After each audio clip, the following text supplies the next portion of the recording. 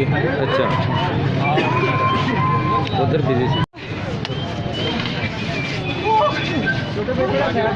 1122 पे हमने 5 से 6 दफ़ा कॉल की है, उनका कोई रिस्पांस नहीं हमें मिला, ठीक है ना। और पिछले 1 घंटे से ये बंदा अस्पताल में पड़ा हुआ है। एक घर के 4 अफराद थे, जिसमें से 3 की डेथ होगी और एक ये जो था जो अभी अपनी जान की बाजी हार रहा है। मरीज ਨੂੰ ਅੱਧਾ ਘੰਟਾ ਹੋ ਗਿਆ ਇੱਥੇ ਪਏ ਨੂੰ, ਠੀਕ ਹੈ। ਸੀਰੀਅਸ ਹਾਲਤ ਜਿਹਨਾਂ ਨੇ ਮਲਤਾਨ ਰੈਫਰ ਕੀਤਾ ਹਸਪੀਟਲ, ਅੱਧਾ ਘੰਟਾ ਹੋ ਗਿਆ ਐਂਬੂਲੈਂਸ ਨੂੰ ਕਾਲ ਕੀਤੀ ਆ ਰਹੇ ਆ ਹਜੇ ਤੱਕ ਐਂਬੂਲੈਂਸ ਨਹੀਂ ਆ।